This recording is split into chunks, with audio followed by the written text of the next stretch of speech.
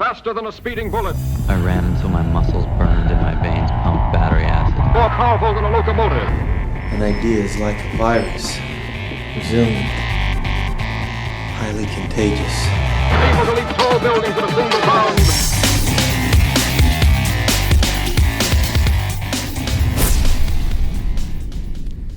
Hello, ladies and gentlemen, and welcome to the Better Humanology podcast. My name is Jerred Moon, and with me today I have Talon Schwalm. Hello, Talon.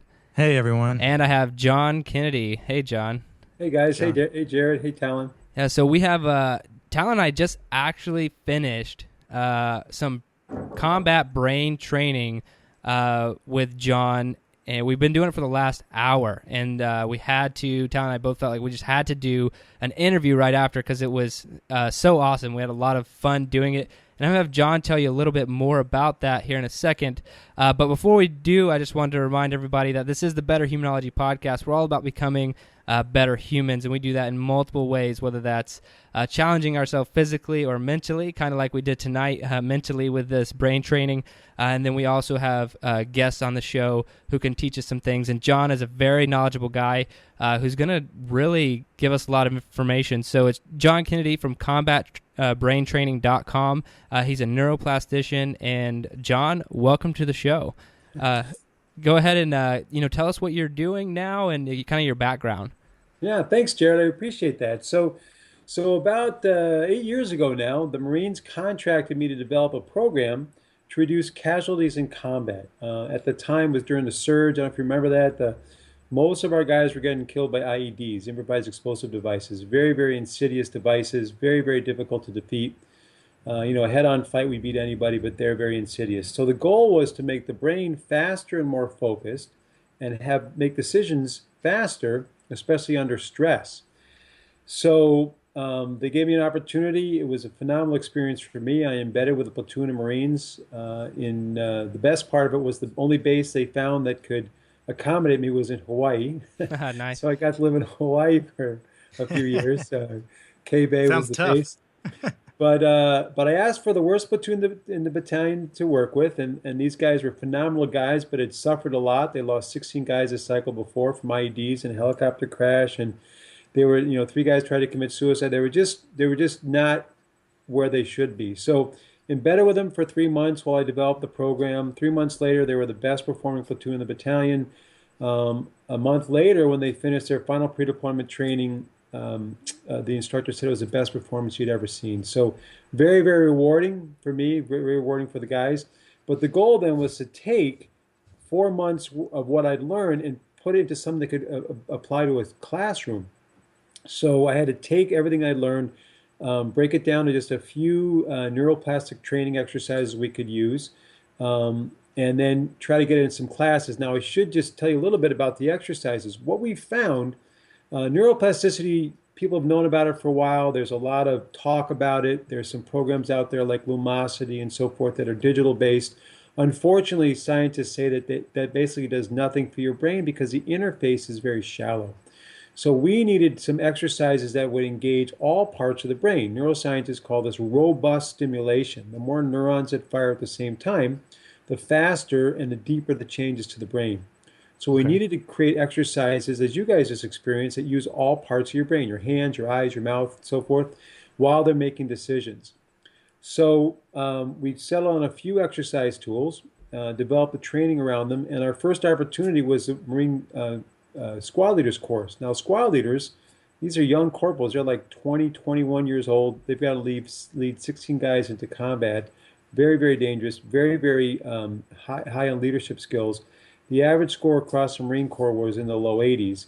The 2 classes I was able to work with, 93 and 94, highest ever in the school. And then in the Marines. And then the next group was the Scout Snipers program. And you guys, if you ever get a chance to see the Scout Sniper program on Military Channel, it's very, very strenuous. One of the toughest classes in all the military. Typical dropout rate is 40-60%. The 2 classes with combat brain training, only 1 dropout during each class, and the highest marksmanship scores ever. So really, really was very rewarding for me. But then we just kind of spread. So we went to Special Operations Command. It's the only program really vetted and approved by Special Operations Command like this. Air Force pilots, helicopter pilots, A lot of military guys, primarily, and then when this new administration kind of wasn't so hot on the war on terror, we actually military funding got cut. So moved to the civilian sector, and since then I've worked with professional athletes, a lot of business people. My more rewarding work is kids with learning disabilities because it helps them learn much faster. I did a pilot last year at an inner city school in Chicago, and their average ACT scores went up 3 full points over just 8 weeks, doing basically the same exercise you guys did. And so obviously that's a better chance for them to get into college and to make a better life for themselves. So yeah, very rewarding, but almost, as my wife says, anyone with a brain pretty much can benefit from this. Yeah, and so like I said, we just went through the training, and it was awesome. We'll talk about that here in a second, but I want to back up to a word you used, neuroplasticity. So when I hear that word, in all honesty, what I think of primarily is lumosity, because they use it a lot in their marketing and stuff. Can you kind of break down exactly what neuroplasticity is? Yeah, it's a great question. So neuroplasticity is the capacity of the brain to change physically based on stimulation. Now, up until brain scanning got good enough to actually see the changes in the brain, which probably happened maybe 15 years ago, 10 years ago, most of the brain research was all controlled by psychologists pretty much, and they pretty much believed that the brain, and even neuroscientists, that the brain pretty much stayed fixed. Right? One part of the brain did one function and so forth. But when they could see the brain changing physically based on stimulation, they realized that the brain basically changes, and it changes till the day we die. And so the stimulation we give the brain will change it, and it can be positive, obviously, or negative. Now, lumosity is, what I like about lumosity is their research. The research is excellent, and they're getting the word out there about neuroplasticity. The problem is, it's a digital program, right? It's a great way to make money, right? One, sell many. So everybody gets online and they get this program and they go through the games. But because that interface is digital, it doesn't physically change the brain. So basically, the latest Stanford report said that lumosity is basically a waste of time. Oh, wow. Now there's actually a whole nother phenomenon we have to start worrying about is, each generation now is more and more on a digital interface. I mean, you see kids on iPads and so forth. And there's a phenomenon now called digital dementia, which is actually very real. They discovered this in South Korea, which is one of the most connected countries in the world.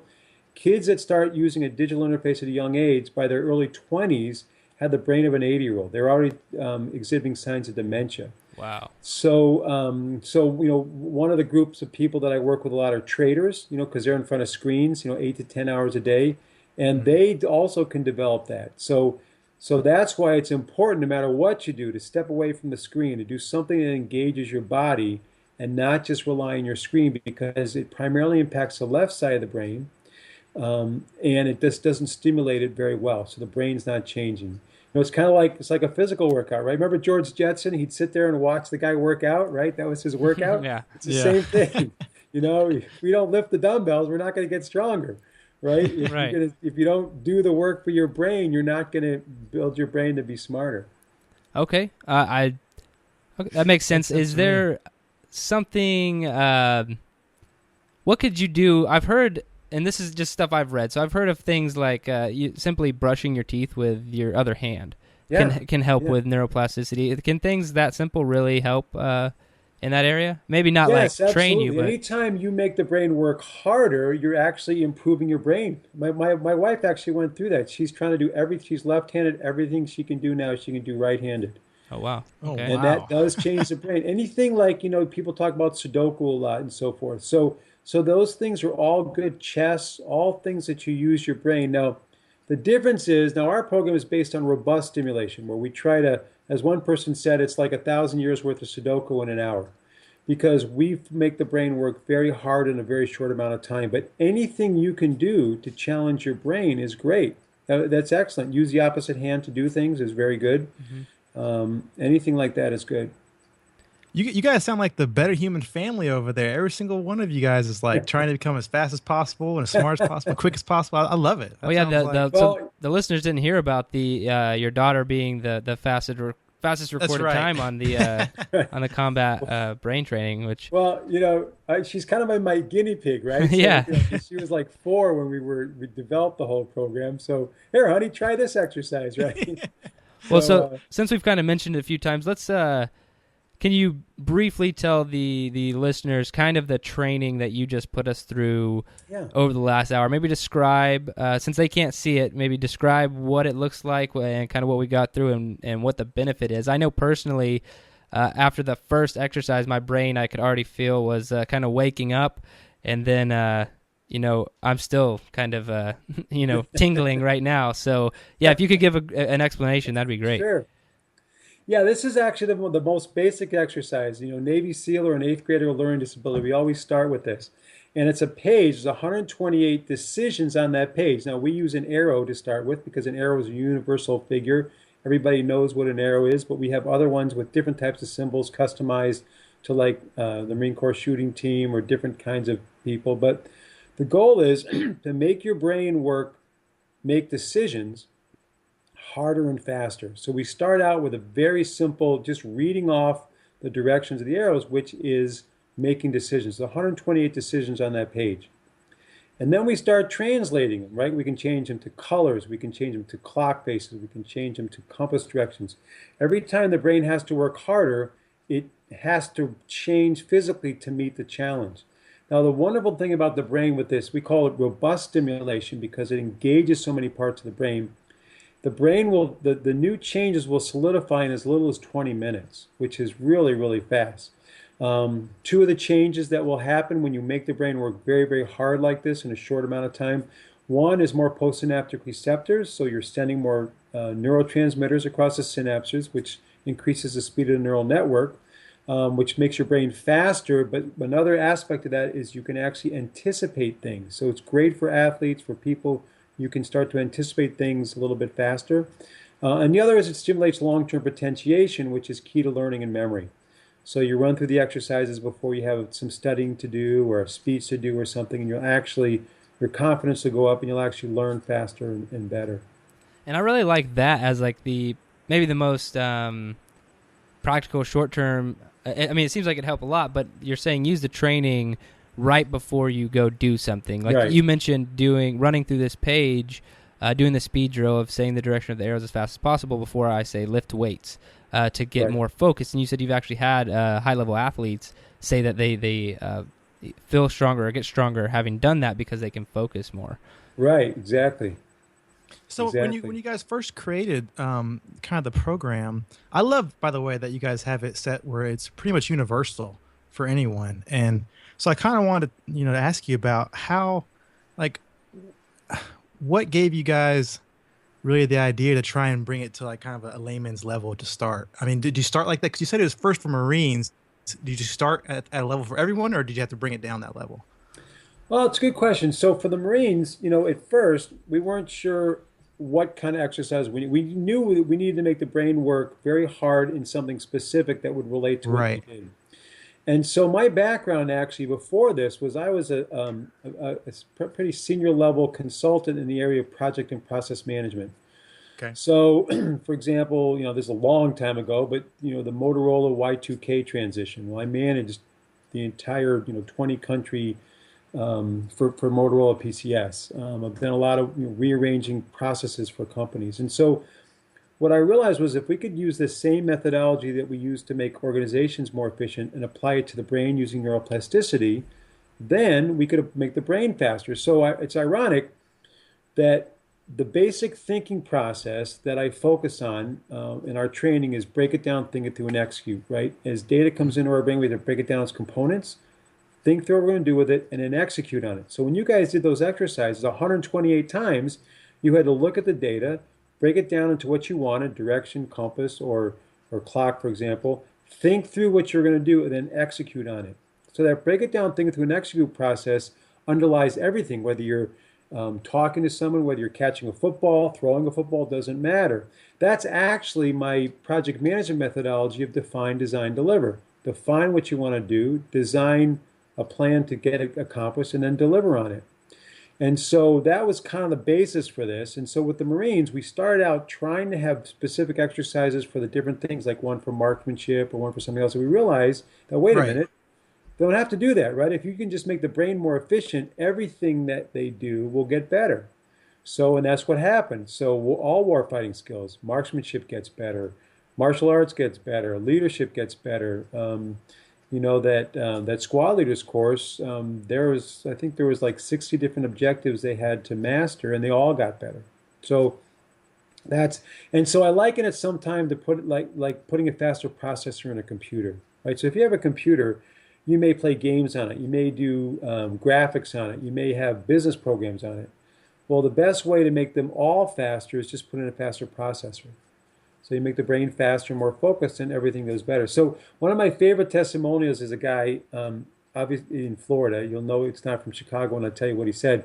He was an industrial designer. He said, I love the program because my work is really intense. I have to take a break every hour. Now I can go 3 or 4 hours easy without a break. So my work is much better. I get more done in less time, and I can get home earlier. Because of that, I get home earlier and less stressed. My home life is better. My wife is happy to see me. He said, but I really notice it because my passion is surfing. He lived in Florida, right? I surf every morning, and I can surf further because I can see the waves breaking further out. What? So Wow. all 3 different manifestations of the same changes in his brain. I don't know how you get more trying to get a better life than improving every single aspect with one activity. That sounds like knocking out every bird with one stone. Well, I tell you, some of this is the most rewarding thing I've ever done, right? I mean, some of the people with brain trauma that have been improved and kids with learning disabilities, it's just, it's pretty amazing. So yeah, I mean, I guess neuroplasticity goes pretty far, like you said, very far-reaching in every area of your life. Is this? I know it's obviously not new to the human brain, but is the research rather new in recent years, decades? How long? How far have we come? Would you say from not really understanding it, maybe however long ago, to where we are now? It's a good question. I think we've come a long way. There's a phenomenal book I recommend to everybody. In fact, it was very instrumental to me when I was developing the program. It's called The Brain That Changes Itself by Norman Doidge. And he goes into some of the very early experiments in neuroplasticity and how they were able to use it to help people. I mean, pretty amazing stuff. There's one example in there, for example, of a guy who lost his eyesight as an adult. So his brain knew how to process images, but his eyes, he couldn't get the images in. So they mounted a camera on a headset and attached electrodes to his tongue. And over time, he was able to train the brain to pull in the images through his tongue. And so then when they rescanned his brain, the areas of the brain that were focused on the eyes had actually migrated over to the tongue because that's where all the connections were. So really phenomenal stuff. And so I actually do a lot of speaking to parents groups and so forth because, parents are very concerned about their kids. One of the things I try to do is get them to limit screen time, right? I mean, you don't want to see a 2-year-old on an iPad. You don't. Other ways that you can influence how they develop, by creating a more neuroplastically friendly environment. But anything, even if you repeat something over and over again, there's actually kind of 3 levels of neuroplasticity, at least from our perspective. And actually, as I mentioned before, an unconscious process we call a zombie system, right? That's what neuroscientists call it. So if you can imagine driving a car for the first time, it's taking all your conscious effort. Mom, be quiet, turn the radio off, right? I'm really focused. Well, but now you drive a car without even thinking about it, right? Because the brain has offloaded that to a zombie system where you don't have to think about it anymore. And so that happens at the procedural level, driving a car, throwing a football, baseball. At a procedural level, that becomes a zombie system. But there's also positive mental attitude, which really works. It's a psychological level. So parents can really help their kids by instilling a lot of positive values and affirmations because that will actually change the child's brain to accept that, help their self-esteem. And then the foundational level is where we work, right? You just make the brain faster at the foundational level. So just being aware that everything you do, like you mentioned before, Jerred, just trying to brush your teeth with the opposite hand, right? That's a way to actually change your brain to make connections to the other side of your hand that it normally wouldn't have been there. So that's a good thing to do. Yeah, and I was when I was in pilot training for the Air Force, I had a friend really give a good description of what it's like, the instructor pilot versus the brand new student pilot. And so say you're flying a fighter, the instructor pilot's in the back, dropping bombs on target, perfectly like well composed, eating a sandwich and doing everything else that he's supposed to be able to do, and it's not a problem, And then the student is like basically, like you said, like bringing it back to a car for the first time. At first, they're just like, okay, we just want you to keep it straight, But it's like if you're driving for the first time and they're like, okay, drive the car, and you're like, okay, this is pretty hard. And they're like, okay, well, drive the car. Here's a cheeseburger. It's like, okay, now drive the car and roll down the window. It's like, okay, drive the car while holding the cheeseburger, change the radio station, roll down the window. And that's kind of like you keep adding one thing at a time. That's actually kind of how I felt tonight when we were going through the brain training. You're like, okay, now let's make it harder. And we kept doing that. But I love the application, how far it goes, because it obviously works. Even if you're not, maybe if you're not training it, you can see how quickly the brain could adapt to things, to flying a fighter aircraft and being able to manage all that in your brain, And so I think this training could go so far and into so many areas. So what we like to do at the Better Humanology podcast is always bring it back to the other guy. And the other guy is kind of, not the average guy, but not the elite guy. So if you were to recommend some sort of training, and maybe it is the toothbrush thing, but if you were to recommend some sort of training, if they want to start doing some neuroplasticity training today, what would you recommend that they do? That's a good question. Just I think one thing is just be aware of how much we rely on digital. So one of the best things you can do is, instead of using Google Maps, learn how to read a real map. Yeah. Learn how to use a real map, because in order to read a real map, you have to orient yourself to environment. You have to recognize shapes. You have to recognize all these different characteristics that help us think better. And if you get really good at reading a map, you'll get better at reading people, and because the skills they transfer. So anything that you can get off your computer or your phone or iPhone or whatever and use a map, that would be great. So maybe make a list of all the things that your phone does for you and try to do them the old-fashioned way. Yeah, exactly. That's right. That's right. Yeah, so just putting in the work.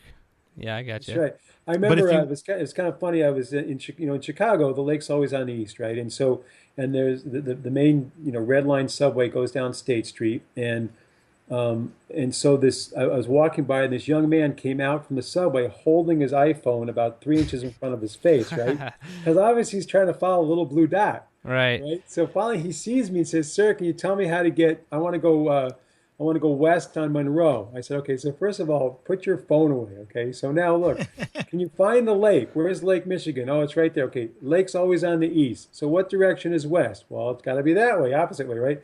What's that street sign say? Monroe. Okay, good. So if you go take a left at that street sign, you'll go west on Monroe. And if you do that for the rest of the day, you'll have much better experience of your environment, right? And you won't be looking at that silly phone screen all day long."